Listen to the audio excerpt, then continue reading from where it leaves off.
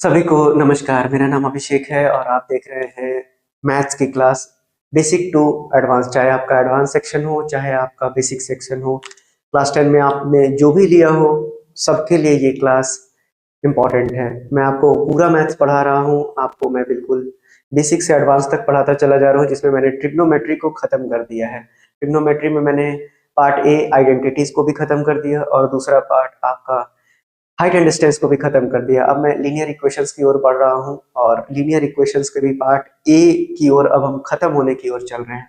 आइए देखते हैं आज के लिए पहला सवाल। आज के लिए आपका पहला सवाल स्क्रीन पर आपने देख लिया होगा। अब आइए इसको सॉल्व करने की कोशिश करते हैं। मैंने बताया है यहाँ पर कोफिशिएंट 1 है, यहाँ ए है, तो आप इसको यहाँ 1 से मल्टीप्लाई करेंगे, यहाँ पर ए से, तो यानी कि ये कितना इक्वेशन बन जाएगा आपका, ये बन जाएगा ax माइनस बी वाई की वैल्यू हो जाएगी ए स्क्वायर प्लस बी स्क्वायर। वहीं ये आपको यहाँ पर a से मल्टीप्लाई करना है, तो ये हो जाएगा आपका ax प्लस ए वाई की वैल्यू हो जाएगी आपके पास 2a स्क्वायर। अब अगर मैं इसको सॉल्व करूंगा तो ये निगेटिव ये निगेटिव ये निगेटिव ये कैंसिल आउट हो जाएगा, तो ये y अगर मैं कॉमन लेता हूँ तो y कॉमन लूंगा तो माइनस बी माइनस ए बचेगा, और यहाँ कितना बचेगा आपको a square plus B square minus 2a square बचेगा। अब यहाँ से माइनस कॉमन निकालिए तो ये बचेगा a प्लस बी, और यहाँ पर आप देखिए तो यहाँ पर बी स्क्वायर माइनस ए स्क्वायर बचेगा, जिसको कि हम b प्लस ए और b माइनस ए लिख सकते हैं। अब अगर हम यहाँ से a प्लस बी को काट दें तो माइनस वाई की वैल्यू कितनी आ गई, b माइनस ए आ गई। अब उधर शिफ्ट कर देंगे नेगेटिव को, तो ये बन जाएगा a माइनस बी, यानी y की वैल्यू कितनी निकल कर आ गई, a माइनस बी। अब यहाँ पर हम सब्सटीट्यूट कर देते हैं y की वैल्यू को, तो ये कितना हो जाएगा आपका x प्लस ए माइनस बी की वैल्यू 2a है, तो x की वैल्यू कितनी हो जाएगी, a उधर जाएगा तो कितना बचेगा, a ही बचेगा, और ये उधर जाएगा तो प्लस b बचेगा। यानी x की वैल्यू आपके पास कितनी आ गई, a प्लस बी, और y की वैल्यू आपके पास कितनी आ गई, a माइनस बी, और यही इस सवाल का आंसर है। तो आपको ये बहुत अच्छे से समझ में आ गया होगा। बढ़ते हैं अपने अगले सवाल पर। अगला सवाल आपको दिया गया है कि B X by A minus A Y by B की वैल्यू प्लस बी की वैल्यू 0 है, तो B X minus A Y plus 2ab बराबर 0 है। ये दोनों इक्वेशन को सॉल्व करके आपको अब एक्स और वाई निकालना होगा। तो चलिए, क्वेश्चन तो बोर्ड पर भी लिखा हुआ है, वही समझते हैं इसको। तो आइए देखते हैं इस सवाल को। तो सबसे पहले आपको मैंने कई बार बता रखा है कि ये A X plus B Y plus C के फॉर्म में होता है, तो यानी सी को उधर भेज देना है। तो ये इक्वेशन कितना बन जाएगा आपका, B X by A minus A Y by B, और उधर भेजेंगे तो ये हो जाएगा माइनस ए प्लस बी। वहीं अगर इसको देखेंगे तो ये कितना हो जाएगा आपका B X minus A Y, और इधर ये जाएगा तो माइनस 2ab हो जाएगा। अब आपके पास दो इक्वेशन बन गया। अब आपको यहाँ पर देख रहे हैं कि बी बाई ए है और यहाँ पर बी है, तो सिर्फ आपको ए ही चाहिए ना, तो यहाँ 1 बाई ए से मल्टीप्लाई कर दीजिए, यहाँ 1 ही रखिए।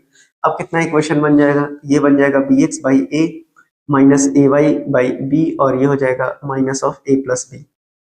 वहीं अगर इसको देखें तो ये हो जाएगा आपका B by A into X, यहाँ हो जाएगा माइनस ए बाई ए, ये ए से ए कट जाएगा तो बचेगा यहाँ पर कितना y, और यहाँ भी ए से ए कैंसिल हो जाएगा तो कितना बचेगा माइनस 2b। अब आप इसको सॉल्व कीजिए, ये निगेटिव हो जाएगा, ये पॉजिटिव, ये भी पॉजिटिव, इससे ये कैंसिल आउट हो गया। अब पहले मैं इस y को कंसिडर कर ले रहा हूँ, तो यहाँ क्या बचेगा 1, और यहाँ ऊपर बचेगा माइनस ए बाई बी। वहीं इसको भी मैं प्लस वाले को पहले ले रहा हूँ, तो ये हो गया 2b माइनस ए, अब ये माइनस अंदर मल्टीप्लाई हो जाएगा तो माइनस बी हो जाएगा। यहाँ एलसीएम लेंगे तो ये हो जाएगा आपका b minus A by B. अब ये कितना हो जाएगा, 2b में से b जाएगा तो b माइनस ए हो जाएगा। अब ये कैंसिल आउट हो जाएगा, अब ये कैंसिल आउट हो जाएगा, b उधर जाएगा तो y की वैल्यू कितनी आ गई, b आ गई, तो y आ गया आपके पास b।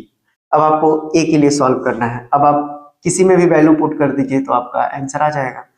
मान लीजिए हम इसी में पुट कर देते हैं, तो ये कितना हो जाएगा बी एक्स माइनस ए इंटू वाई की जगह b आया माइनस 2ab। अब ये bx की वैल्यू कितनी आ जाएगा, उधर जाएगा तो ab घटेगा 2ab में से, तो माइनस ab बचेगा। b से b कैंसिल आउट कीजिए तो x की वैल्यू कितनी हो जाएगी, माइनस ए हो जाएगी, यानी x माइनस ए और y b इस सवाल का सही उत्तर हो जाएगा। चलिए अब आगे देखते हैं। इतना कुछ बताने के बाद मैं एक्सपेक्ट करता हूं कि अब आपको क्वेश्चंस बनने लगे होंगे। अगर क्वेश्चंस नहीं बन रहे हैं तो भी कमेंट बॉक्स में लिखिए, और आप किस तरह के क्वेश्चंस चाहते हैं ये भी लिखिए। देखिए अब हम लोग पढ़ने जा रहे हैं conditions for solvability of linear equation, conditions for solvability of linear equations. अब कौन कौन सी कंडीशंस हैं? तीन ही कंडीशंस हैं बेसिकली। देखिए पहले तो मैंने आपको क्या समझाया था कि कंसिस्टेंट और इनकंसिस्टेंट सॉल्यूशन क्या होता है। तो कंसिस्टेंट का मतलब होता है ऐसा लीनियर इक्वेशन जिसका कि कम से कम एक सॉल्यूशन तो मौजूद हो। वहीं इनकंसिस्टेंट तब बोलते हैं जब कोई सॉल्यूशन मौजूद ना हो। और आपके पास तीसरा एक ही कंडीशन बचता है, वो है इनफाइनाइट नंबर ऑफ सॉल्यूशन के लिए। तो यूनिक और इनफाइनाइट अगर सॉल्यूशन है एटलीस्ट तो वो तो कंसिस्टेंट हो जाएगा, लेकिन अगर कोई इक्वेशंस का कोई सॉल्यूशन नहीं है तो वो इनकंसिस्टेंट कहलाएगा। तो हम वही पढ़ने जा रहे हैं। तो मान लीजिए आपके पास दो इक्वेशन है a1x b1y प्लस c1, अगर ये जीरो है, और ये है a2x plus b2y plus c2 की वैल्यू जीरो है। तो अब यानी कि तीन ही तरह का आपके पास सॉल्यूशन बनेगा। एक होगा यूनिक सॉल्यूशन। यूनिक सॉल्यूशन में आप सी को कंसिडर नहीं करते हैं, यानी a1 बाई a2 जो होता है वो b1 बाई b2 के बराबर होता है या नहीं होता है? ये नहीं होता है। ऐसे सॉल्यूशंस को बोलते हैं हम यूनिक सॉल्यूशन। उसी तरह से जो दूसरा सॉल्यूशन मेरे पास अवेलेबल होता है उसको बोलते हैं हम infinite solution, infinite number of solution. मैंने आपको बताया था कि इसका जो ग्राफ होता है वो कैसा बनता है, मैंने आपको डीप में एक्सप्लेन किया था। तो ये आपका इंटरसेक्टिंग ग्राफ होता है, इंटरसेक्टिंग ग्राफ बनता है। वहीं अगर इनफाइनाइट नंबर ऑफ सॉल्यूशन की बात करें तो a1 बाई a2 बराबर होता है b1 बाई b2, और ये बराबर होता है c1 बाई c2 के। वहीं अगर इसके ग्राफ की बात करें तो इसका ग्राफ मैंने बताया था आपको कि कोइंसिडेंट ग्राफ बनता है, कोइंसिडेंट ग्राफ बनता है। वहीं अगर तीसरे सॉल्यूशन की मैं बात करूं तो तीसरा जो आपका सॉल्यूशन होता है वो होता है नो सॉल्यूशन। अब नो सॉल्यूशन में a1 बाई a2 जो है बराबर तो होता है b1 बाई b2 के, लेकिन वो c1 बाई c2 के बराबर नहीं होता। और यहाँ पर अगर मैं ग्राफ की बात करूँ तो वो पैरेलल ग्राफ बनता है। तो आप इससे भी याद रखेंगे, आपको मैंने 2-3 बार रिवाइज करवा दिया है, आपने इसको नोट कर लिया होगा ऐसा मैं उम्मीद करता हूँ। तो अब आगे हम क्वेश्चंस की ओर बढ़ेंगे। चलिए अभी जो आपने कॉन्सेप्ट सीखा अब उस पर ये पहला सवाल आपके स्क्रीन पर भी लगा हुआ है और बोर्ड पे भी लिखा हुआ है। तो आपने पहले क्वेश्चंस को पढ़ लिया होगा। तो मैं क्वेश्चन को हटा देता हूँ, सीधा सीधा बोर्ड पे आता हूँ। आपसे बोला है कि इनफाइनाइटली मेनी सॉल्यूशन। तो इनफाइनाइट सॉल्यूशन के लिए आपको पता है कि a1 by a2 b1 by b2 और c1 बाई c2 बराबर होता है। तो यानी कि आपके पास a1 ये हो गया, a2 ये हो गया। अब आप ध्यान रखिएगा, जब आपने इक्वेशन को लिखा था, जब मैं इसको लिख रहा था उससे पहले मैंने दो इक्वेशन जब लिखा था तो मैंने c1 को इस तरफ लिया था। तो हमेशा आपको इस तरफ ही रखना है इसको। तो ये कितना हो जाएगा? ये इस तरफ हो जाएगा। वो एक अलग बात है कि दोनों निगेटिव मिलके बाद में पॉजिटिव हो जाएंगे, लेकिन एच पर इक्वेशन नहीं चलेंगे। ये आपका कितना है? 8। ये आपका कितना हो गया?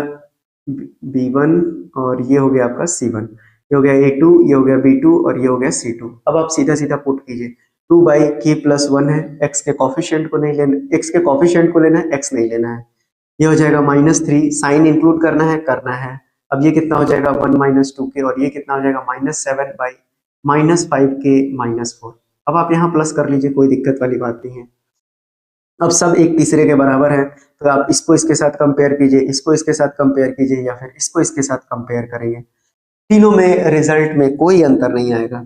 तो चलिए मैं पहले दोनों को कंपेयर करता हूँ। तो यहाँ क्रॉस मल्टीप्लाई करूंगा तो 2 माइनस 4k की वैल्यू हो जाएगी -3k -3। अब अगर मैं यहाँ पर निकाल के देखूं तो 4k और 3k, तो उधर जाएगा तो k आएगा और इधर k आएगा तो 5 आएगा। यानी कि k का रिजल्ट आपसे पूछा गया था सवाल में कि k की वैल्यू कितनी होगी, तो k की वैल्यू 5 हो जाएगी। तो ये सवाल अब आपको समझ में आ गया होगा। अगला क्वेश्चन आपके स्क्रीन पे लगा हुआ है। अगला क्वेश्चन भी इनफाइनाइट नंबर ऑफ सॉल्यूशन पूछा है, तो फॉर्मूला तो वही यूज होगा। लेकिन आप देखिए यहाँ पर 5 को उस तरफ लिखा है, 8 को इस तरफ लिख दिया, 1 माइनस 8k को। तो आप भी इसको इस तरह से कर लीजिए। अब आपके पास आसान हो गया, यहाँ कॉफिशिएंट 1 है तो 1 बाई k प्लस 1 बराबर हो जाएगा k प्लस 1 बाई 9k, और ये बराबर हो जाएगा -5 बाई 1 माइनस 8k के। ठीक है, अब आपसे k का जवाब पूछा है तो कोई बात नहीं, क्वेश्चन हटा लेते हैं हम। अब k की वैल्यू आप किसी को भी सॉल्व कीजिए, ज़्यादा आसान सॉल्व करने में यही दोनों लग रहे हैं मुझे।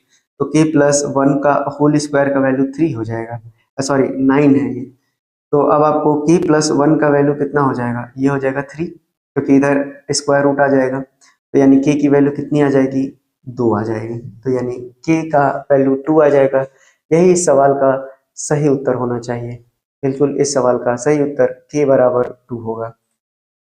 आइए बढ़ते हैं अपने अगले सवाल पर। अगला सवाल आपसे बोला गया है कि kx प्लस 3y की वैल्यू k माइनस 2 है। अब ये k माइनस 2 इसको ब्रैकेट में सबसे पहले डालिए, मैं पीछे से सिखाते हुए आ रहा हूँ, और इसको भी माइनस के लीजिए और इसको 0 कीजिए।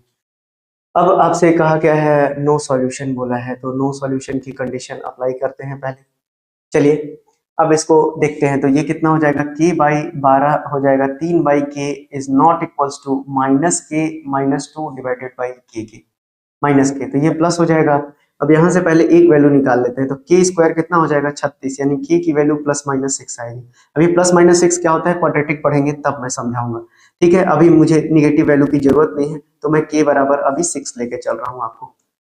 अब हम देखेंगे कि ये k बराबर 6 है, लेकिन हमारे पास एक नॉट इक्वल टू भी साइन है, यानी इसको भी मुझे सॉल्व करना होगा।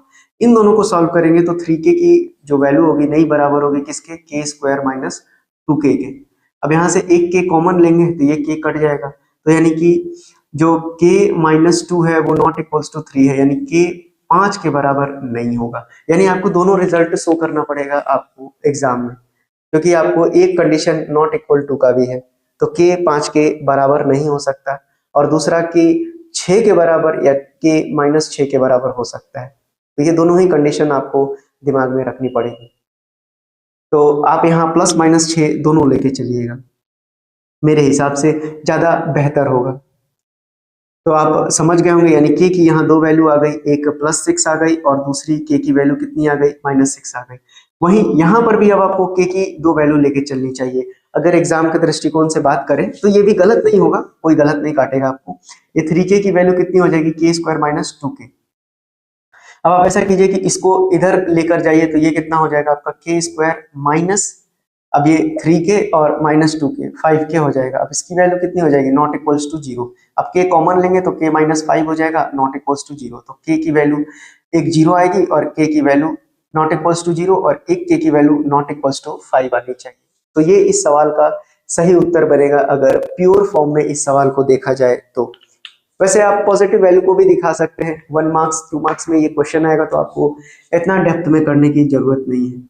कर देंगे तो ज्यादा अच्छी बात है, उससे क्या है कि आपको पूरा क्लियर रिजल्ट दिखेगा।